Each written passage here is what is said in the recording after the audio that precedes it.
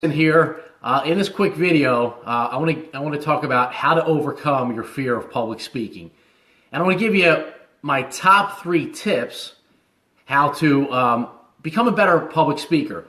But I want to start off with a story that I've never shared this publicly before, and it's it's a little embarrassing, but this is where my fear came from because I heard one time that people would rather drown and burn simultaneously than get up in front of a room full of people and give a presentation. And if you've always been fearful of public speaking or even doing videos or getting up in front of a room full of people, I can relate.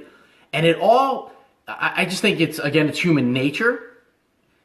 But my fear of public speaking came when I was in high school. And in my junior year, it was an English class. Now, I don't remember the teacher. I don't remember the subject. I'm hoping some of my high school buddies that were in that class with me that remember this story might want to drop some, want to help me remember here. But here's what I do know. Now, I was kind of, I was cocky in high school. I was, I thought it was real cool. And I thought I was smart, even though I really wasn't. Right? So we had to do this presentation. And I remember, and we had partners, and I partnered up with, a smart kid. And I said, listen, if you do the research and you put the paper together, I'll give the presentation. And he said, okay, deal. Why? Because he didn't want to give the presentation because everyone's afraid to get up in front of a room full of people, right? We all have that fear, right? Fear of if people are going to like us. People are going to judge us, right? So I thought Mr. Macho, Mr. Cool, no problem. I got this handled. Well, because I was so cool, I didn't think that I needed to prepare or even read it. So that morning when it was our turn to present, I was feeling great. Whatever period it was, just feeling, real cool and cocky. And I got up to read. And the second or third sentence in, I'm reading, and there was a word that I thought was mispronounced or was misspelled. And I'm thinking, oh man, my partner, he's such an idiot. He couldn't even spell correctly. And I'm like, I don't know what he meant here. I don't know what this word is. And the teacher said, well, go ahead and spell it. And I was like, and I'm trying to make it out in my mind. And I'm reading, and I'm like, Sabottage. Now, I've never seen this word before. And the entire class started laughing. And the entire class laughed at me. Not only did the entire class laugh at me, but the teacher was laughing, hysterical. I went from being orange to being bright red like a tomato. I've never been so embarrassed. I've never seen that word sabotage ever. It just goes to show how much studying I did and reading that I did. So I was so scared, and I had like 2 more pages to read. So I just flew through it, got done the presentation, and I couldn't wait for the period to be over to get out of that class. I have never been so humiliated in my life. That's where my fear came from. Now, so my 3 tips to become a better public speaker, and listen, I've been getting some great feedback from people, saying, oh, you sound great, you're a great presenter, you're a great speaker. Well, listen, I've been doing this for a long time. When I got involved in the industry of network marketing back in 2001, so going on 16 years, I learned how to start presenting. I knew I had to overcome that fear if I wanted to become successful. So the ways that I overcame it was, number 1 is to be prepared. So I never did a presentation ever again until I was prepared. So you want to be prepared.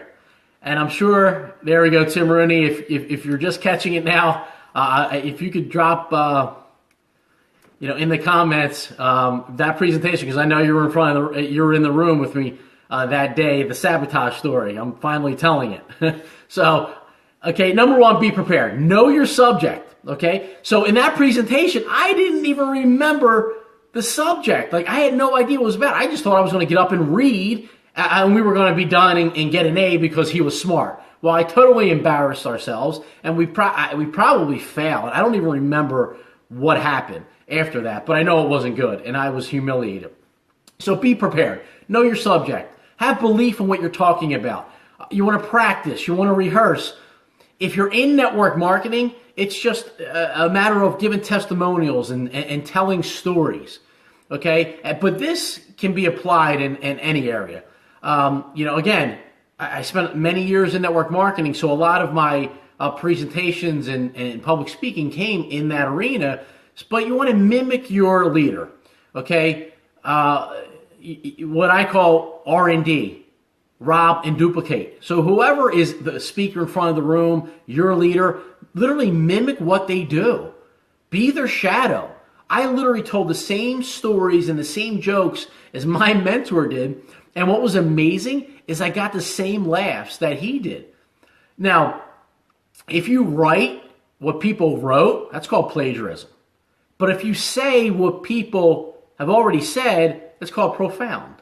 So, R&D, rob and duplicate. Number two, I like to, so after, you're already prepared and you're ready to get up in front of a room and give a speech on no matter what. And by the way to overcome your fear is just by doing it.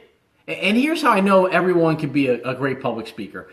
If I ask you to talk about your job, if you have kids and I ask you to get up in front of a room full of people and tell me how great your kids are, or how bad your kids are, whatever the case may be, you could talk about your kids or your job because you're familiar with it, you're comfortable with it, and you could talk all day long about them, something you're comfortable with. So again, it's important to be prepared. But when I start a presentation, I like to ask a question, okay? Here's why. It calms your nervousness, and understand that your audience cannot tell that you are nervous, okay? And they want to see you succeed. They want to see a great presentation. So I like to start off with a question, depending upon the subject. Hey, how many people, by show of hands, this is your first time here, right? And you'll see some of the audience members, raise their hand. They'll do what you're doing. So I like to ask a question, and then not everyone's going to raise their hands. So I say, well, and again, especially if it's a network marketing meeting, I would say, how many people were here to make money? Right? And you'd see a lot of hands go up because people are there to make money, but the people that didn't raise their hands, I would say, and the rest of you had nothing better else to do tonight or today or whatever the case may be, right?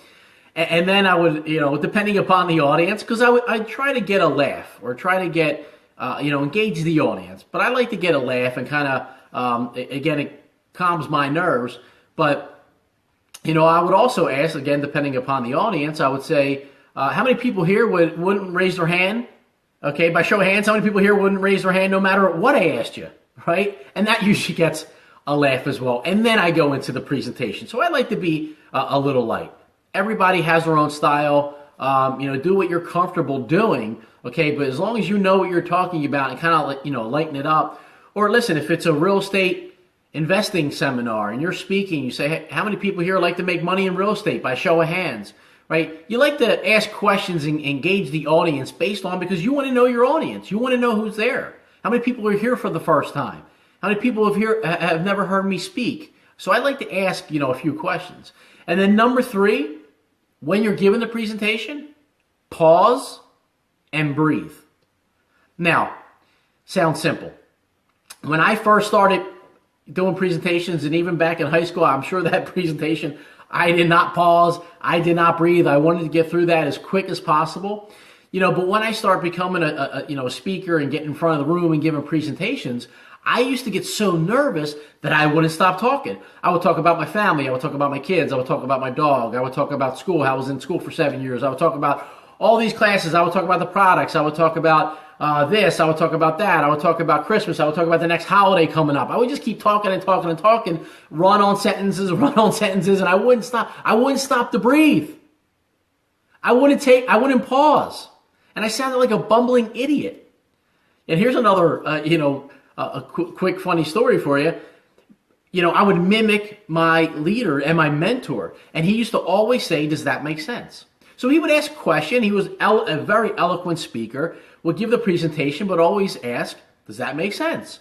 And I would think to myself, I like that. That does make sense, right? But when I would give the presentation, I did not sound like him. I wouldn't stop saying that. I would say, I went to college for 7 years. Does that make sense? Or I used to drive this beat-up car. Does that make sense?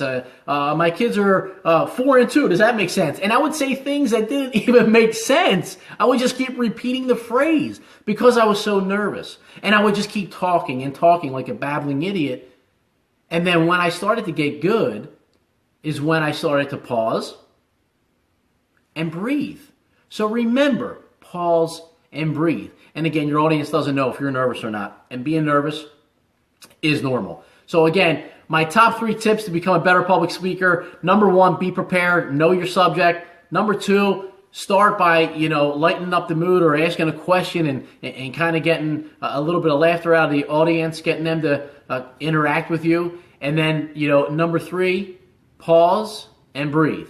So that's all I have tonight, guys. I hope that was helpful. If this was helpful, share this with somebody. Very funny story in the beginning. I was pretty vulnerable there, but anyone that was in that class, I'd love to hear your thoughts. And if you remember that story, I know Tim Rooney does, but it was just, one of my, just a moment I would never forget. But you know what? It was the best thing that ever happened to me because it helped me become a better public speaker. Have a great night, everybody.